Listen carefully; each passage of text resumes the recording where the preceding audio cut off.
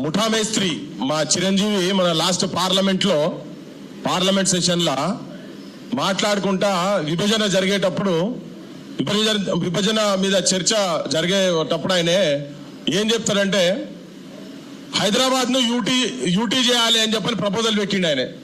శంకర్ ఇప్పుడే యాద్ చేస్తా ఉన్నాడు. అది హైదరాబాద్ను యూనియన్ టెరిటరీ చేయాలి అని. యూనియన్ టెరిటరీ ఎందుకు చేయాలి అని చెప్పని అన్నాడు అని అంటే నేను ఆంధ్ర ప్రాంత ప్రజలకు తెలంగాణ ప్రజలకు చెప్పదలుచుకున్న ఏంటంటే హైదరాబాద్ను వాళ్ళు ఇప్పటికే చాలా లూటీ చేసిరు కనుక ఇది యూటీ అయితే మా లూటీలు దర్జాగా నడుస్తాయని చెప్పనే ఆలోచనతో చేసిరు. ఆ లూటీ సంగతి ఏంటిదో ఇప్పుడు భూముల రూపంగా ఆల్రెడీ ఒకటి పెట్టినాం. ఇంకొక సిరీస్ నెక్స్ట్ సిరీస్ ఉన్నది, సెకండ్ సిరీస్ ఉన్నది. ఆయన భూముల మీద పవన్ కళ్యాణ్ భూముల మీద నెక్స్ట్ సిరీస్ ఉన్నది. మొదటి చూడంగానే సార్ హాస్పిటల్లో పాలైందట. మరి అయ్యగారు తొందరగా బయటకు వస్తే మంచిది, ఇంకా నెక్స్ట్ సిరీస్ ఉన్నది నీకు. ఆయన మాట్లాడతాడు అంటే ఉగ్రవాదం గురించి, తెలంగాణ వాదం ప్రాంతీయవాదం అంటే ఉగ్రవాదం అని మాట్లాడుతుంది కదా. ఆయన చెప్తాడు తెలంగాణకు రావాలంటే పాస్పోర్ట్ కావాలి, నా పాస్పోర్ట్లు కావాలి ఇక్కడ నుంచి అని చెప్పని. ఇంతకుముందు కూడా ఒక ముఖ్యమంత్రి అట్లే ఇక్కడ ఒక మాట మాట్లాడిండు. ఆడికి పోయి నంద్యాల పోగానే మీరు తెలంగాణ పోవాలంటే పాస్పోర్ట్లు తీసుకోవాల్సి ఉంటుంది అని చెప్పని జనాన్ని మత్పరిచి వైఎస్ఆర్ గారు ఓట్లు దండుకున్నాడా. ఇప్పుడు ఈయన కూడా అదే భాష మాట్లాడుతున్నాడు. అసలు ఉగ్రవాది, అసలు ఉగ్రవాద భాష, అసలు ఉగ్రవాద నాటకాలు, అసలు ఉగ్రవాద పద్ధతులు చేష్టలు చేస్తున్నటువంటిది పవన్ కళ్యాణ్. దానికి సహకరిస్తున్నటువంటి వాడు చంద్రబాబు నాయుడు. ఒకవేళ ఉగ్రవాదులుగా పేర్లు పెట్టి కేసులు పెట్టాలంటే మొట్టమొదటి పవన్ కళ్యాణ్ మీద పెట్టాలి, రెండోది చంద్రబాబు మీద పెట్టాలి, ఎన్నుకొని నడిపిస్తున్నటువంటి లోకేష్ పెట్టాలి. తెలంగాణ ప్రజల మీద అక్కసుతోటి మీ ఆస్తులు కాపాడుకుంటేందుకు తెలంగాణ మీద పెత్తనం చేసే ప్రయత్నం చేయాలనుకుంటున్నటువంటి నాయకులకు, వాళ్ళకి ఇక్కడ బాంఛన్గిరి చేస్తున్నటువంటి తెలంగాణ రాజకీయ నాయకులకు, తెలంగాణ సమాజం నుంచి క్రాంతి దళగా మేము మీకు సూచన చేస్తున్నాం, హెచ్చరిక చేస్తున్నాం. మీ మాయి ముంత లెక్క పెడతాం, జనానికి తీసుకుపోతాం.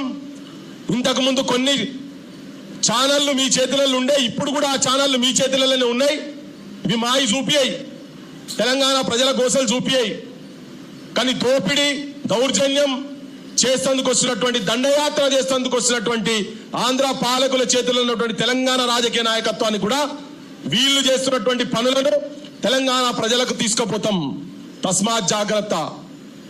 పవన్ కళ్యాణ్ ఇంకొకసారి గద్దరన్న గురించి ఏం మాట్లాడినా కానీ ఇప్పుడు మేము క్షమాపణతో మా తీర్మానాలలో మీకు పెట్టినాం, క్షమాపణలు కోరమని.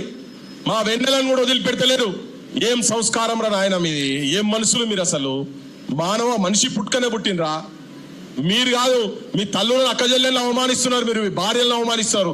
ఒక మెసేజ్ దుర్మార్గంగా పెట్టినటువంటి మెసేజ్ గురించి నేను అనుకున్నా, చాలా హీనంగా తెలంగాణ తల్లుల మీద, అక్కల మీద, చెల్లెల మీద, ఆస్మా మీదనేమో డైరెక్ట్ పెట్టిండ్రు, వెన్నెల మీద పెట్టిన, అందరి మీద పెడుతున్నారు. వీళ్ళు వాళ్ళని కాదు. ఇంతకుముందు సంధ్యక మీద కూడా పెట్టింది కదా. తననట 15వ తారీఖు వరకు వాడు డేట్ పెట్టిండు, 15వ తారీఖు వరకు అట 10 మంది వస్తారట. అరే ఏ చనుబాలకెళ్ళి మీరు చనుబాలు దాగి పెరిగిండ్రు, వాటి మీద కూడా దరిద్రంగా మాట్లాడి మర్మంగాలు కోస్తాము అని డేట్లు ఫిక్స్ చేశారు కదా, నెంబర్లు పెట్టి. నేను రేవంత్ రెడ్డి కూడా చెప్తున్నా, ఏం చర్య తీసుకుంటావో తీసుకో. ఇవాళ ఒక ఉన్మాది ఇవాళ మాట్లాడుకుంటా రేవంత్ కూడా తిడుతున్నాడు, ముఖ్యమంత్రి రేవంత్ కూడా. ఏం భాష అన్నాడు, బలిస్తా అంటున్నాడు. ముఖ్యమంత్రి, తెలంగాణ ముఖ్యమంత్రి రేవంత్ రెడ్డిని కూడా బలిస్తా అంటున్నాడు, బహిరంగంగా వీడియో పెట్టిండు. మరి పోలీస్ డిపార్ట్మెంట్ ఏం చేస్తున్నది, డీజీపీ ఏం చేస్తున్నారు? సుమోటోగా ఇవన్నీ తీసుకొని కేసులు పెట్టి బొక్కల వారేయాలా లేదా, వాళ్ళని హక్కడి లేయాలా లేదా?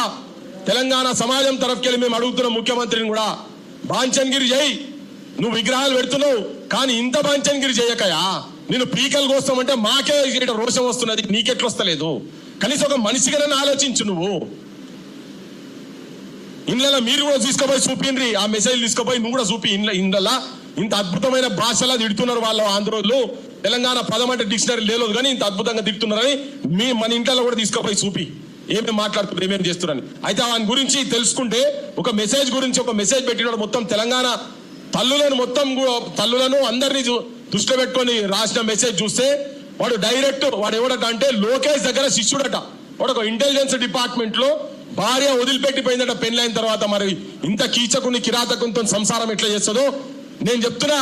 బిడా నీ డేటా దొరికింది నాకు, నీ డేటా మా రికార్డులో ఉన్నది, మా గుండెలో పెట్టుకున్నాం, రాసి పెడుతున్నాం. ఇడా చూసుకో, ఈ చట్ట ప్రకారంగా చర్య జరుగుతుందా? జరుగుతుంది.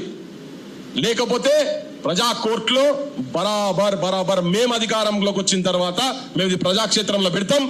మేము కూడా మా లాంటి వాళ్ళు ఎవరన్నా అక్కడ నేను కాదు ఎవరైనా ఇళ్ళకి ఎవరున్నా అలా హౌస్లకు పోయినాడు ఇవన్నీ బయటికి తీస్తాం.